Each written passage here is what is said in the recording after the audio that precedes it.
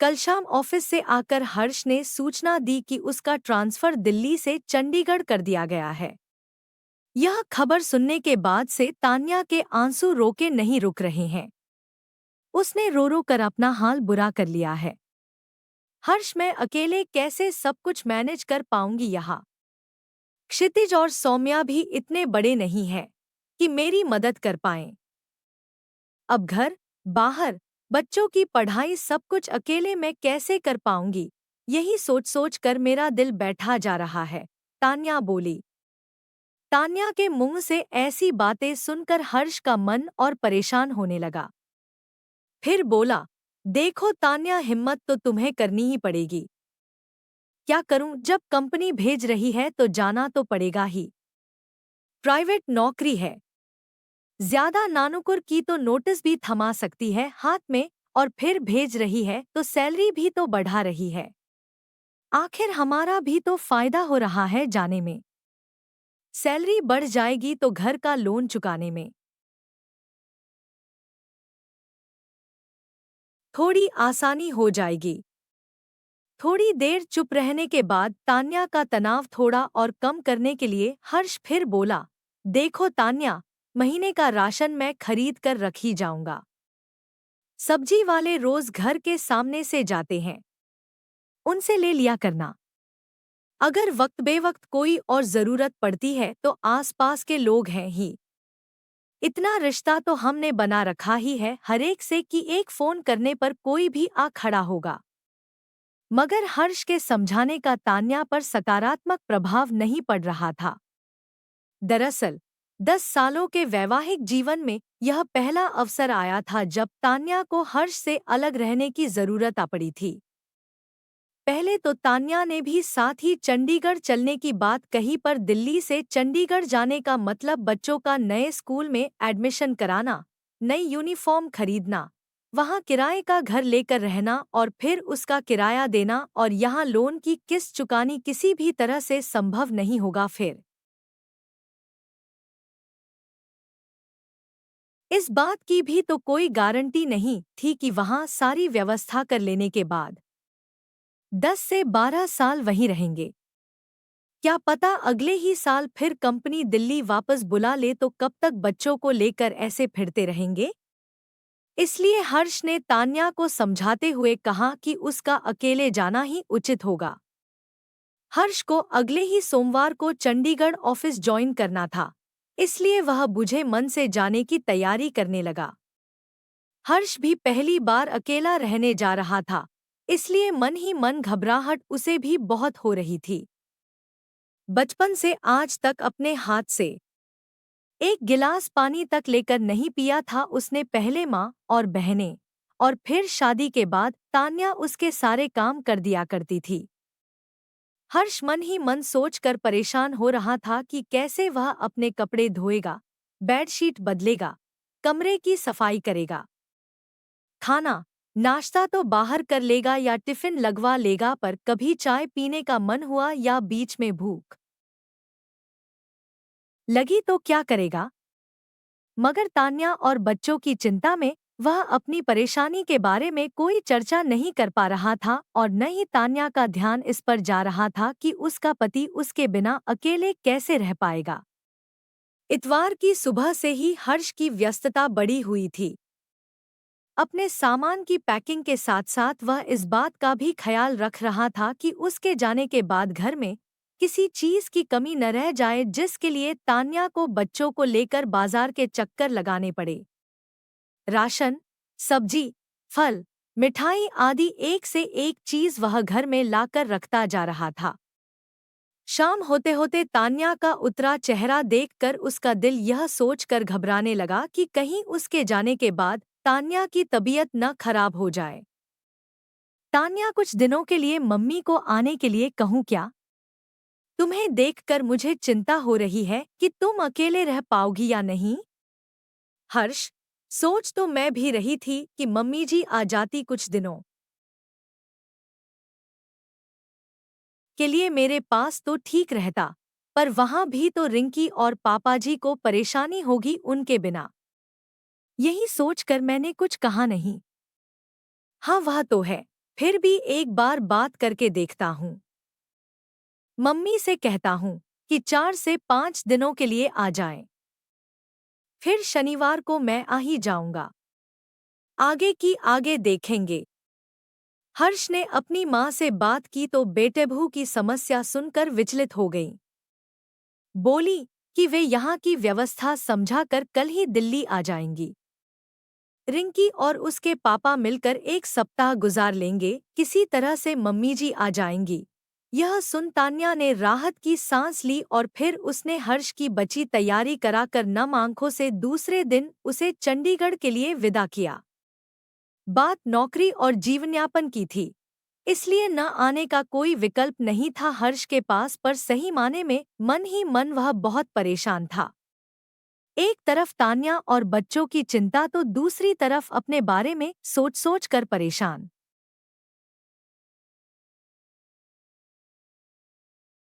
हो रहा था कि बिना तान्या के कैसे रहेगा। 1 सप्ताह तक तो कंपनी के गेस्ट हाउस में रहना था, तब तक तो खैर कोई समस्या नहीं होनी थी, पर इसी 1 सप्ताह में उसे अपने लिए किराए का घर लेकर रहने की पूरी व्यवस्था करनी होगी। दसियों झंझट होने थे उसमें। घर खोजो, कामवाली खोजो, समय पर कपड़े धोकर प्रेस करने को दो। तान्या के होते ये सब काम इतने कठिन होते हैं, उसे कभी एहसास ही नहीं हुआ था।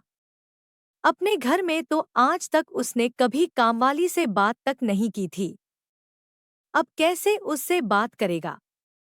कौन से कपड़े गंदे हैं और कौन से साफ, इसका फर्क तक आज तक नहीं कर पाया था वह। अब ये सारी चीजें खुद करनी पड़ेंगी, यह सोचकर पसीना छूट रहा था। 1 सप्ताह जैसे तैसे गुजार कर अगले शनिवार की रात को जब हर्ष एक दिन के लिए चंडीगढ़ से दिल्ली आया तो घर में त्योहार जैसा माहौल बन गया। बच्चे उसके इर्द गिर्द मंडराने लगे और तान्या के पास तो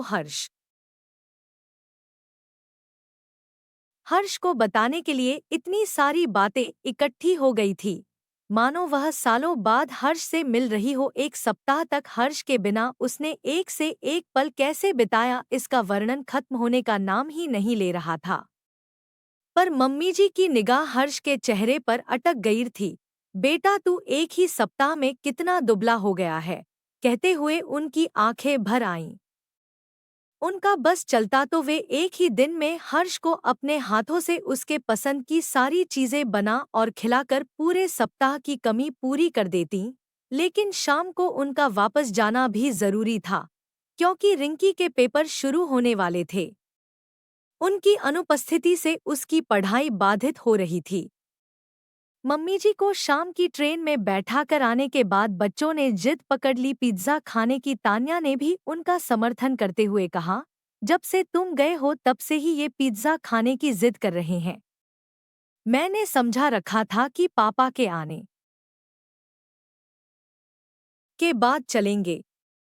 अब चलकर खिला दो, वरना तुम्हारे जाने के बाद फिर मुझे परेशान करेंगे। हर्ष का मन नहीं इस समय बाहर जाने का हो रहा था और न ही बाहर का कुछ खाने का उसका दिल कर रहा था कि बचा खुचा समय वह सबके साथ सुकून से घर में बिताए और तान्या के हाथ का बना घर का गर्म खाना खाए। पर बच्चों और तान्या की बात न मानकर वह अपराध भावना से घिरना नहीं चाह रहा था। अतः बेमन से ही वह सबको साथ लेकर पिज्जा हट चला गया। दूसरे दिन फिर सुबह सुबह ही वह चंडीगढ़ के लिए निकल गया। ट्रेन में बैठते ही हर्ष ने सोचना शुरू कर दिया कि कहीं कुछ ऐसा रह तो नहीं गया जिसकी वजह से तान्या को परेशान होना पड़े, पर जब उसे ऐसी कोई बात याद नहीं आई तो उसने सुकून के साथ सीट पर सिर टिकाकर आंखें बंद कर ली। चंडीगढ़ जाने के साथ ही हर्ष की जिंदगी से आराम और सुकून शब्द गायब हो गए। अब तक शनिवार की शाम से लेकर सोमवार की सुबह तक जो सुकून के पल हुआ करते थे, अब तो वही पल सबसे ज्यादा भागदौड़ वाले बन गए। ऑफिस से छूटते ही वह स्टेशन की ओर भागता, फिर ट्रेन से उतरकर ऑटो पकड़कर घर पहुंचता। तब तक बच्चे तो सो चुके होते थे, इसलिए बच्चों के साथ वक्त बिताने की खुशी में वह सुबह जल्दी उठ जाता। फिर सारा दिन साप्ताहिक खरीदारी या बच्चों को घुमाने फिराने में निकल जाता। फिर सोमवार की सुबह शताब्दी पकड़ने के लिए सुबह 5 बजे ही नहा धोकर तैयार होकर उसे घर से निकलना पड़ता था। तान्या अकेली है यह सोचकर बीच बीच में उसके सास-ससुर चक्कर लगा जाते थे, पर चूंकि वे भी अभी नौकरी करते थे, इसलिए ज्यादा दिन रुकना संभव नहीं हो पाता था। एक शनिवार जब हर्ष घर आया तो घर पर तान्या की माँ सारिका जी उसके साथ रहने के लिए आई हुई थी। तान्या के मुंह से उसकी परेशानी सुनकर वे कुछ दिनों के लिए उसके पास रहने को आ गई थी। हर्ष को देखते ही उनके चेहरे पर चिंता की लकीरें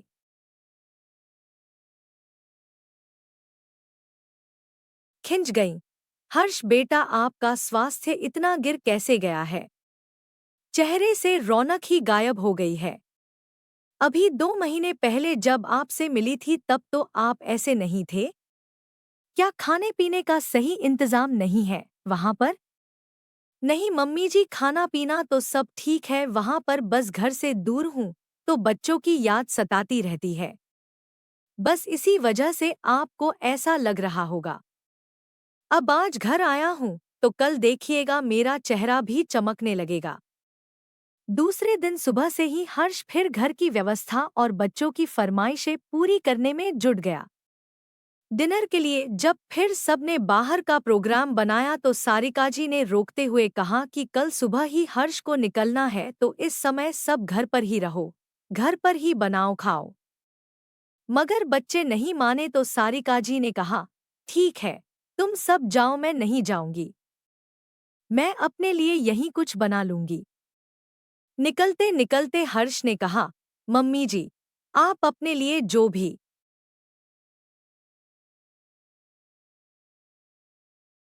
बनाइएगा उसमें 2 रोटियां मेरी भी बना दीजिएगा, मैं भी घर आकर ही खा लूंगा, बाहर का खाना खा खा कर मन भर गया है मेरा।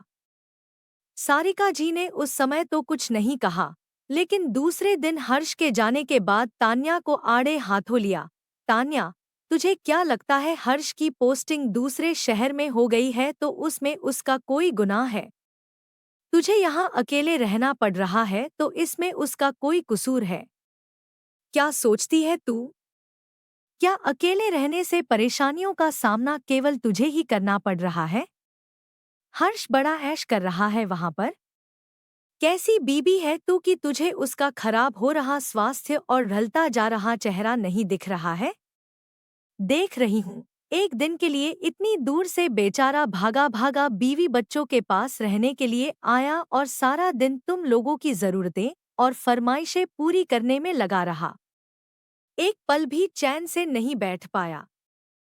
क्या उसके शरीर को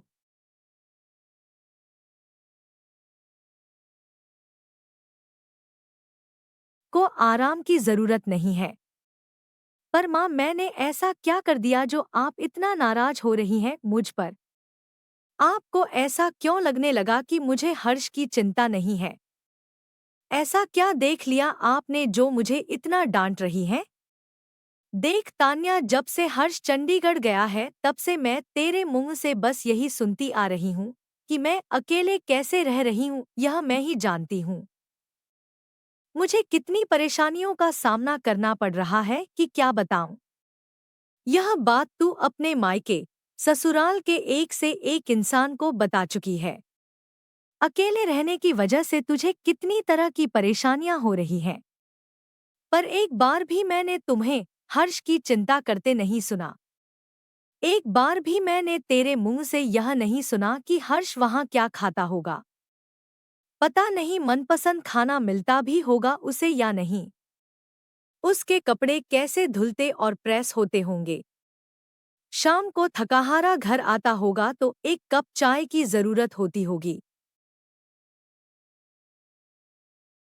तो क्या करता होगा? बेचारा एक दिन के लिए घर आता है और उस एक दिन भी तू उसे एक पल भी आराम से बैठने नहीं देती। सारा दिन किसी न किसी काम के लिए दौड़ाए रहती है उसे। क्या इतनी पढ़ी लिखी होने के बावजूद तू हर्ष के बिना घर गृहस्थी के अपने छोटे बड़े काम नहीं कर सकती? माँ, मैं कर तो लेती, पर आप तो देख ही रही हैं कि क्षितिज और सौम्या इतने छोटे हैं कि इन्हें लेकर बाजार जाना खतरे से खाली नहीं है। और बाहर खाना और घूमना घुमाना तो बच्चों की फरमाइश पर करना पड़ता है। मैं थोड़े ही कहती हूँ जाने को, तान्या ने रुआंसे होते हुए कहा। इस पर सारिका जी ने उसे समझाते हुए कहा, देखो बेटा, मैं समझ रही हूँ कि हर्ष के जाने की वजह से तुझे परेशानियों का सामना करना पड़ रहा है, पर तू केवल अपनी ही परेशानियों के बारे में क्यों सोचती रहती है? क्या यह खुदगर्जी नहीं है तेरी? मेरी नज़र में तो तुझसे ज्यादा परेशानी हर्ष को उठानी पड़ रही है। तुझसे तो केवल हर्ष दूर गया है, पर हर्ष से तो घर, बीवी, बच्चे, घर का खाना, घर का सुकून सब कुछ छिन गया है। एक दिन के लिए आता भी है तो तुम सब के लिए ऐसे परेशान होता है जैसे कोई गुनाह करके लौटा है। तू पढ़ी लिखी और समझदार है। तुझे चाहिए कि बच्चों को स्कूल भेजने के बाद बाजार जाकर सारा सामान लाकर रख ले, ताकि कम से कम रविवार को तो दिन भर हर्ष आराम से रह सके। और तुझे शुरू से पता है कि हर्ष को तेरे हाथ का बना खाना ही पसंद है, बाहर के खाने से वह कतराता है।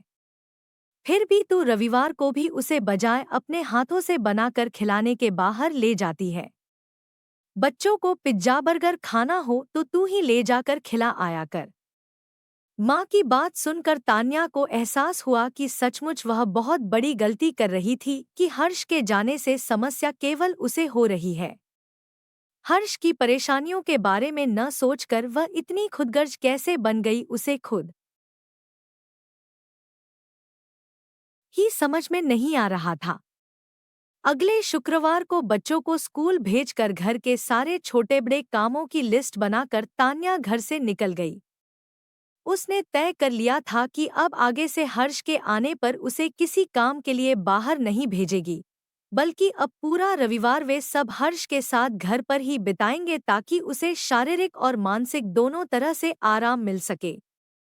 बाजार की तरफ जाते समय अचानक तान्या की नज़र सड़क के किनारे छोले चावल के ठेले के पास खड़े एक युवक पर पड़ी, जो जल्दी जल्दी छोले चावल खा रहा था। उसे देखते ही न जाने क्यों तान्या की आंखों से आंसू गिरने लगे। वह सोचने लगी कि हर्ष भी तो आखिर भूख लगने पर ऐसे ही जहां कहीं भी जो कुछ भी मिल जाता होगा खाकर अपना पेट भर लेता होगा। मनपसंद चीजों की फरमाइश करके बनवाना और खाना तो भूल ही गया होगा हर्ष। अपने आंसू पोंछते पोंछते तान्या जल्दी जल्दी घर चली जा रही थी। साथ ही सोचती भी जा रही थी कि अपने परिवार वालों को भरपेट भोजन देने और उनके लिए सुख सुविधा जुटाने के लिए घर से दूर रहकर दिन रात खटने वाले हमारे पतियों को भूख लगने पर मनपसंद भोजन तक मुहैया नहीं होता, और हम पत्नियां यही जताती रह जाती हैं कि हम ही उनके बिना बड़ी कठिनाइयों का सामना कर रही हैं। दोस्तों, आपको मेरी यह कहानी कैसी लगी? और ऐसी कहानियां सुनने के लिए पिंकी की कहानियां चैनल को सब्सक्राइब करें और वीडियो को लाइक करें।